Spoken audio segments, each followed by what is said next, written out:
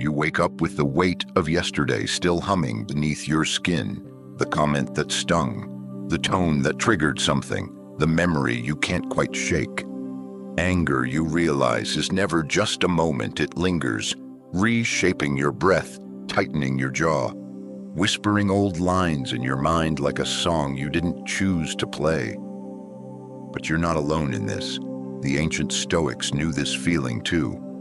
Men in togas pacing under marble colonnades, confronting emperors' injustice, betrayal, and yet they didn't crumble beneath their emotions. They studied them. They spoke about anger not as an enemy to be slain, but as a wild horse to be understood, tamed, and led with reason. You begin to understand anger like pain has something to teach you. But unlike physical pain, which warns you to pull your hand from the fire, anger often fools you into thinking that striking back is the answer, that justice lives in volume, that your dignity depends on your dominance. It doesn't. If this kind of thoughtful reflection speaks to you, consider subscribing to this channel. These quiet moments of perspective can become part of your practice, like a pebble dropped in still water, shaping wider ripples over time. Back to the Stoics. Seneca called anger a form of temporary madness. Marcus Aurelius treated it as a test of the soul's strength. Epictetus reminded us that what offends you is rarely the event itself, but your judgment about it.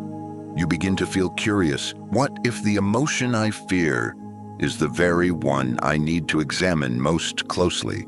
There's a fire in you. Yes, but not all fire destroys. Some fire forges.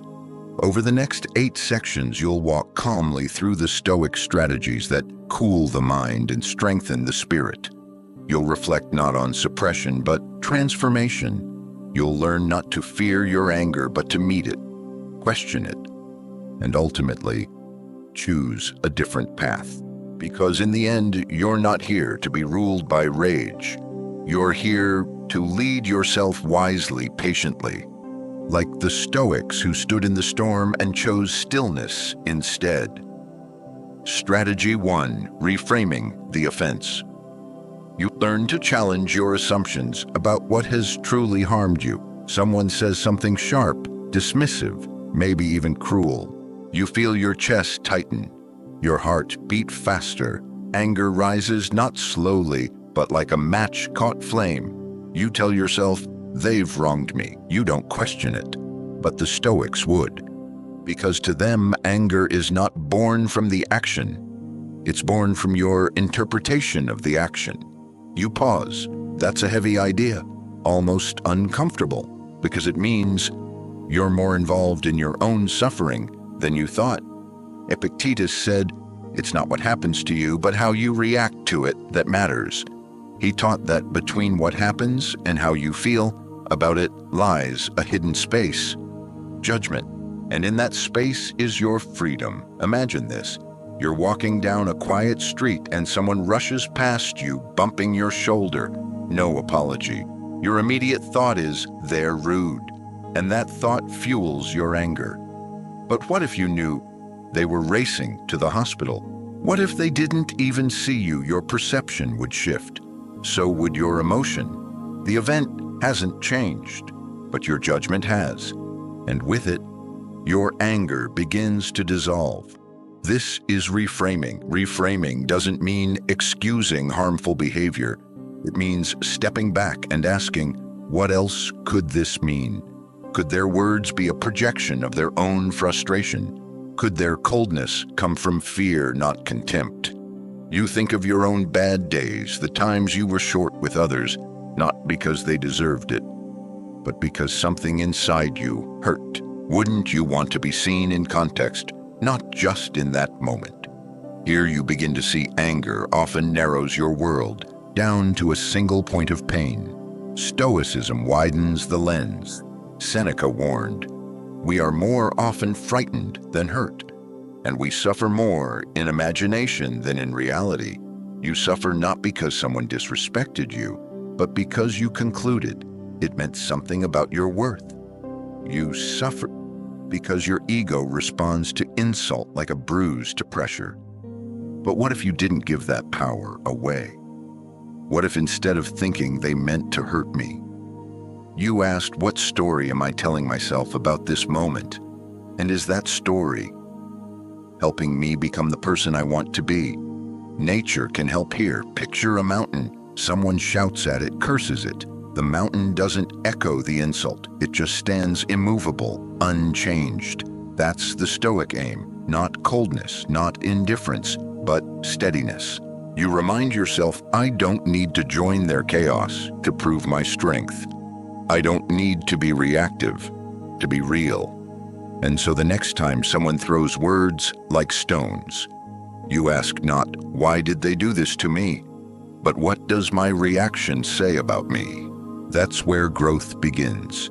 In the moment between hurt and hostility, you reclaim your freedom. You change the story, and in doing so, you begin to master not just your anger, but your mind. Strategy 2. Delay the reaction. You learn the strength of pausing before you respond. The heat of anger is fast. It doesn't wait. It doesn't ask questions. It lunges forward like a reflex. A verbal jab, a slammed door, a message sent too soon. And yet, the Stoics remind you, strength isn't found in speed, but in stillness. Marcus Aurelius wrote, when you are offended at any man's fault, turn to yourself and study your own failings. Then you will forget your anger. But even before that step, before the introspection, before the reflection, there's something simpler and maybe harder. You wait, you delay, you don't react. This is not weakness. This is the art of restraint. The quiet power of holding your tongue, of watching the impulse rise and fall. Like a wave you no longer have to ride. You consider the metaphor of an archer. Anger is the pull of the string, but pulling doesn't mean you have to release. The strength is not in how quickly you fire back, but in whether you choose to shoot at all. Seneca compared the angry person to someone who sets fire to their own house, hoping to catch a thief inside. It's irrational, and it burns more than it protects. Anger wants to act now. Stoicism says, not yet. You learn to insert a pause, breath, a question. What will this look like tomorrow, a week from now, and more importantly, who do I become if I give this anger a voice? You might imagine a modern moment. A notification lights up your phone, an insult, a criticism, a betrayal. Your fingers twitch to reply, to correct, to defend. But instead, you turn the screen over, you walk outside. The sky hasn't changed. The wind still moves the trees. Life continues untouched by your anger. You realize you can let the storm pass without becoming it. This isn't suppression. Suppression is locking anger in a room until it explodes. Delay is different. Delay is holding it gently in your hand and deciding if it deserves to be let loose into the world. You remember the Stoic view. We are not our impulses. We are the judges of our impulses. And judging takes time. How many things, you wonder, have you regretted saying in anger? How many reactions seemed justified in the moment, but later felt like throwing stones at your own reflection? And how many moments of silence, moments when you waited, have you been thankful for? There is dignity in the pause. There is maturity in choosing when and whether you respond. Even nature knows this. Think of the snake that feels threatened, but doesn't strike. It waits, it measures, it doesn't waste venom on shadows. You start to see that power doesn't always look like force. Sometimes it looks like quiet, a calm refusal, a deep breath that says, I'm not going to give you the reaction you're hoping for. So the next time anger rises fast, let your response arrive. Slow, let it arrive after you've had time to check the facts, check your heart, and check the cost. A few seconds of silence can protect a lifetime of relationships. And in that space, you grow. Strategy 3. Remember the cost. You reflect on what anger really takes from you. You tell yourself it's justified, that your anger is a signal, a form of truth. Maybe it is. But the Stoics ask a harder question. Not is this feeling real, but what will it cost me to hold on to it? Seneca did not mince words. He called anger a temporary madness. He wrote, "No plague has cost the human race more. You see entire families destroyed, cities in flames, friends turned to enemies, all in the name of vengeance. And while your anger might not set fire to a city, it still burns. Maybe it burns time. Maybe it burns peace. Maybe it burns the connection you could have saved if you'd only taken a step back." You think about what anger feels like in your body, the heat in your face, the tightness in your chest, the hours lost to repeating an argument in your head. Is that strength or is that suffering? Dressed in armor, you imagine a beautiful forest. Tall trees, soft moss, shafts of golden light. One careless spark, and the entire landscape is reduced to ash. That's how anger works. It takes something alive and full of possibility, and if you're not careful, it scorches it beyond recognition. So you begin to ask yourself in moments of tension, is this moment of anger worth what it might take from me? Your health, your sleep, your reputation, your ability to move forward. You might think of a friend or a partner or a colleague, someone you care about.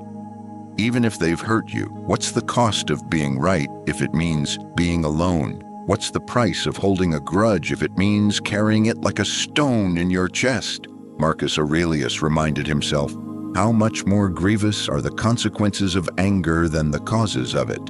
You've lived this truth.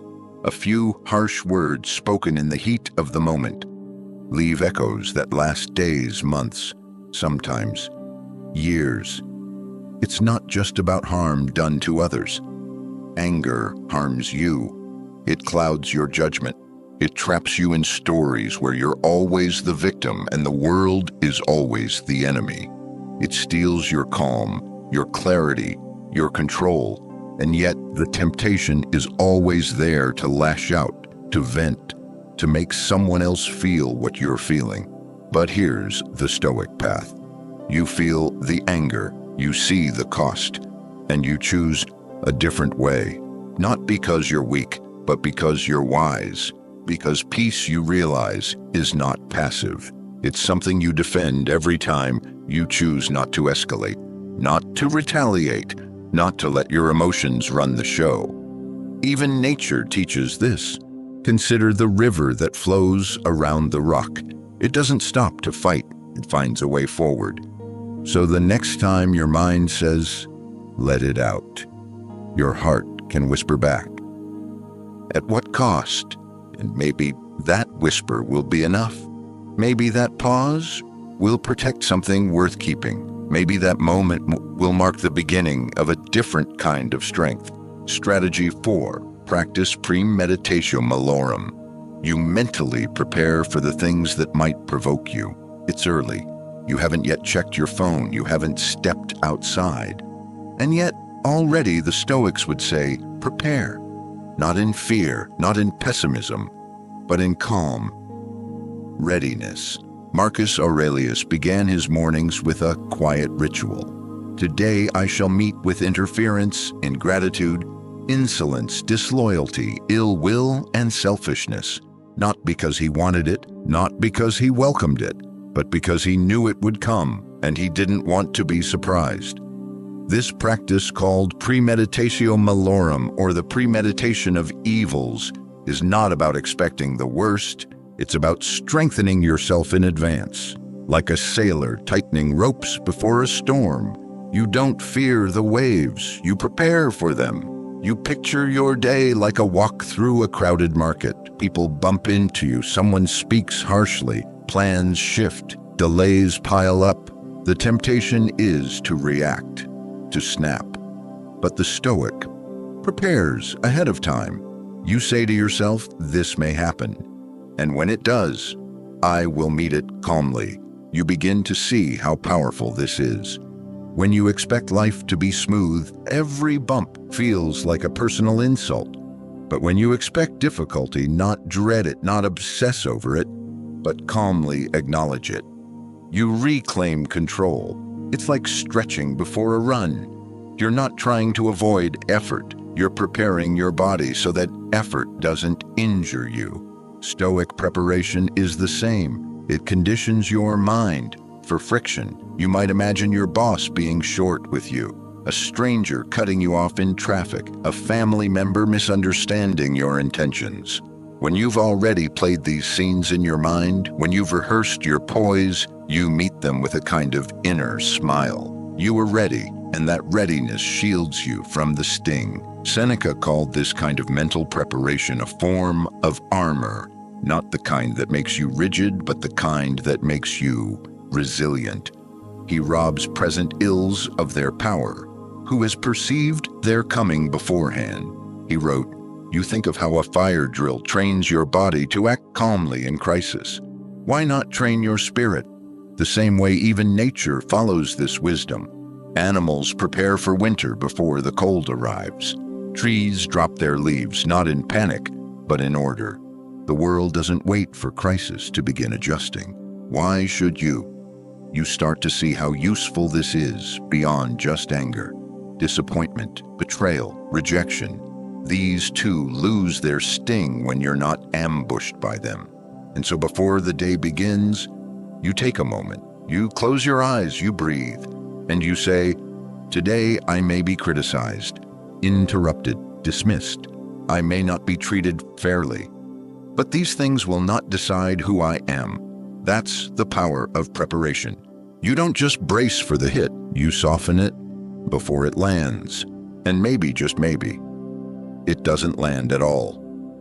Strategy 5. Understand the other person. You cultivate empathy even when it feels undeserved. You remember the sting of someone's words, the way they dismissed you, the tone that implied you were less. Anger rises easily when you feel misunderstood or disrespected. But the Stoics offer you a challenge, not to excuse the behavior, but to understand the person behind it. Epictetus said, whenever someone does wrong, say to yourself, it seemed right to them.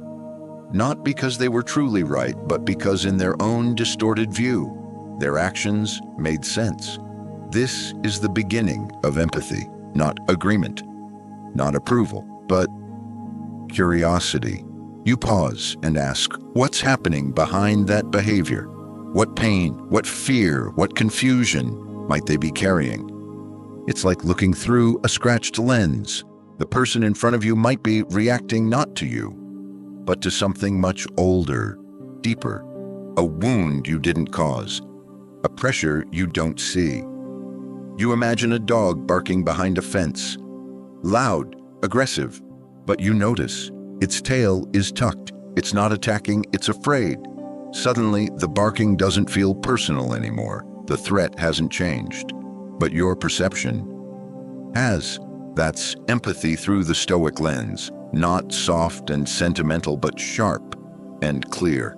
You begin to realize that much of what offends you was never really about you. Seneca wrote, "To be angry is to avenge the faults of others upon ourselves." But what if instead of avenging, you tried understanding? You recall moments in your own life when you lashed out, not because someone deserved it, but because you were tired, or insecure, or scared. Wouldn't you want someone to see that part of you, rather than just your mistake? You don't have to excuse anyone, but you can humanize them. You think of the people who are hardest to love, the ones who test your patience, and you imagine just for a moment that they're struggling, that they're doing the best they can with what they have. Maybe that's not much, but it's something. It's easy to label people rude, arrogant, selfish.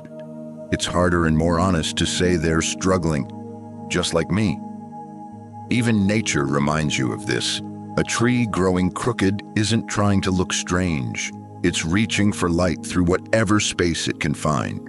People do the same, twisting through their own limitations. So the next time someone angers you, Pause. Step outside your narrative. Ask yourself, what might this look like from their side? What fear or need is hiding behind their words? It doesn't mean you accept bad behavior. It means you stop carrying it with you. You return their anger to them, not with more anger, but with silence, or gentleness, or boundaries, not because they deserve peace, but because you do. Empathy in this light becomes a form of strength, not letting people off the hook, but refusing to be dragged down with them. You say to yourself, this isn't about me, and I won't let it become mine. That is the Stoic way. To understand deeply, to respond wisely, and to stay rooted, no matter how the winds of others blow. Strategy 6. Focus on what you control. You return to the Stoic core, mastering your own mind. There's a moment, just a flicker, when you feel it, the loss of control. Maybe someone ignored your message. Maybe a promise was broken. Maybe the world once again failed to meet your expectations. The mind wants to grasp at something, anything to restore order, and often it chooses anger. But the Stoics remind you the only control that truly matters is internal. Epictetus taught the foundation of Stoic practice. Some things are in our control and others not. It sounds simple, but when you apply it to anger, the effect is profound. You ask yourself, can I control this situation? Their words, their actions, their past? And more often than not, the answer is no. But you can control something else, how you respond, what you tell yourself, whether you carry the fire or let it pass. You begin to see that anger often arises from confusion, confusing what you wish you could change with what you actually can. It's like trying to sail by pushing the wind. Impossible. But if you adjust the sails instead, your thoughts, your frame, your reaction, you move forward again. Marcus Aurelius reminded himself daily, you have power over your mind, not outside events. Realize this and you will find strength. You take that to heart. You start to notice how often you focus outward on what they said, they did, what they didn't do. You try to fix the uncontrollable with emotion, but it only exhausts you. So you turn inward. You reflect, what part of this is mine? What is my role here? Can I shift the story by shifting myself? That doesn't mean tolerating harm. It means redirecting your energy from blame to clarity, from fury to focus. Imagine a storm at sea. The wind rages, waves crash. You can't control the storm, but you can steady the ship. You can grip the wheel, adjust the sails, choose your direction. This is what Stoicism teaches. Not that emotions are bad, but that they must be guided. Like wild horses, they need a rider. When you feel anger begin to rise, ask, am I giving my peace away to something I cannot control? And if so, what would it look like to take it back? That question alone can stop a spiral. Even nature points to this truth. The seasons change regardless of your plans. The sun sets even if you still have things to say. You cannot command the world, but you can shape your posture within it. You start to see your energy as a currency. Where you spend it matters. And spending it on outrage on the unchangeable is like trying to buy stillness with a scream. So you sit with the discomfort, you breathe, you choose again. You whisper, I don't control what happens. I only control how I carry it. That is where your power lives. Strategy 7. Channel anger into action. You learn to convert fury into focus. Anger is energy. You feel it in your chest, in your jaw, in the urgency behind your thoughts. It's raw, intense, and often overwhelming. But what if instead of suppressing it or letting it explode, you redirected it? Seneca wrote, anger, if not restrained, is frequently more hurtful to us than the injury that provokes it. But what if it could be more helpful than harmful? What if the emotion that threatens to consume you could also compel you to act with intention? You start to think differently. You no longer ask, how do I get rid of this anger?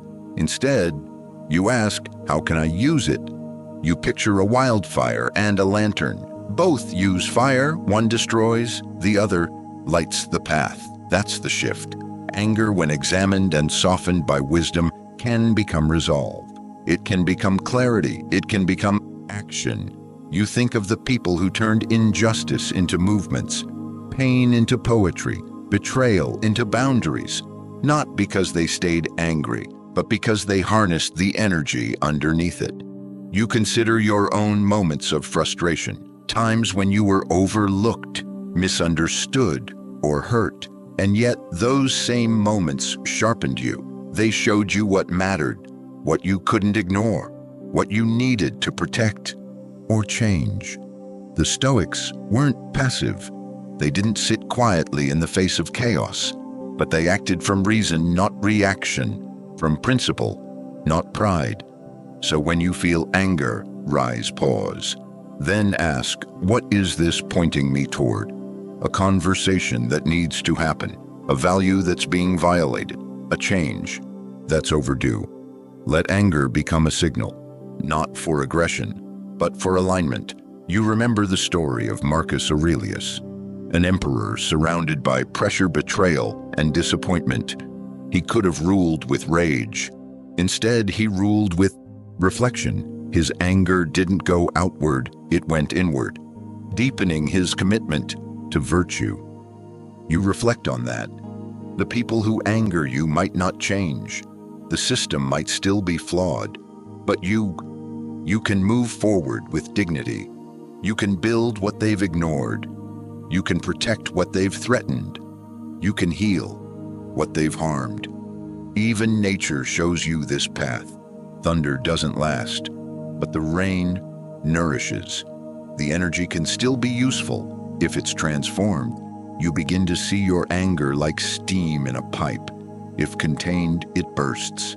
If released slowly, it powers an engine. So you take your fury, you sift through it, you name it, you find what's true beneath the heat, and you act, not to punish, but to rebuild, not to dominate, but to define your values.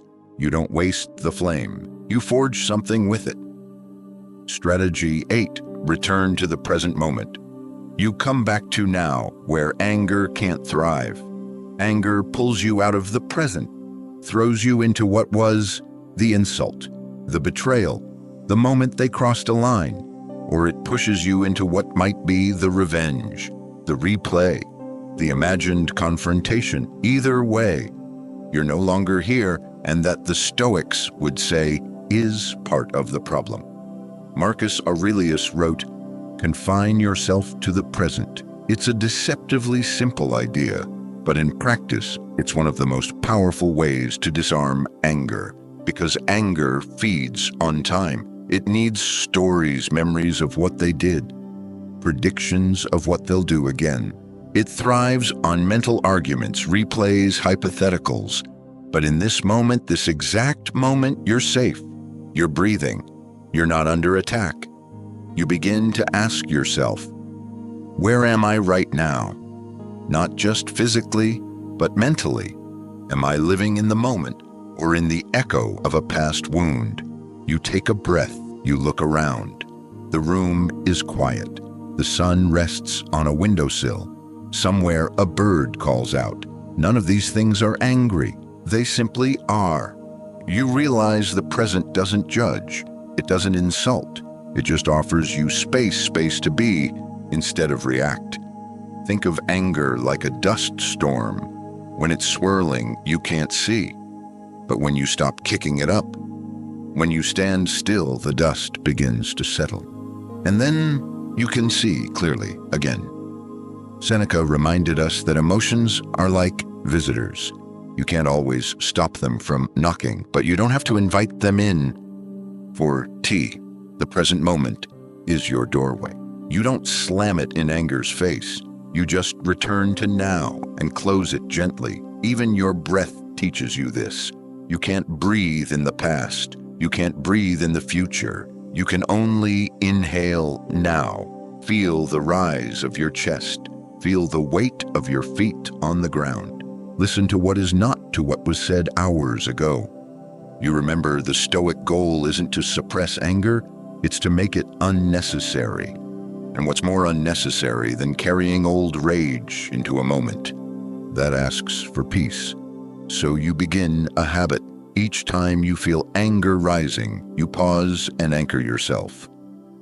What's around me right now? What can I touch, see, smell, or hear?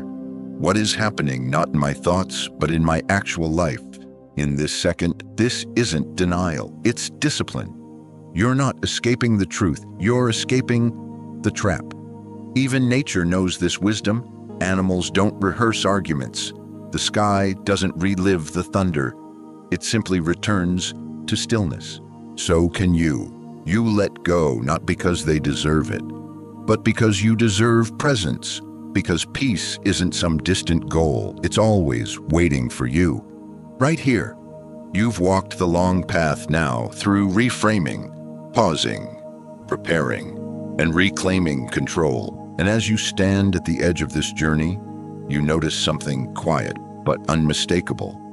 Your anger feels smaller, not gone, but changed. It no longer rules you. It no longer commands your voice or hijacks your thoughts. It sits where it belongs in the background, not the driver's seat.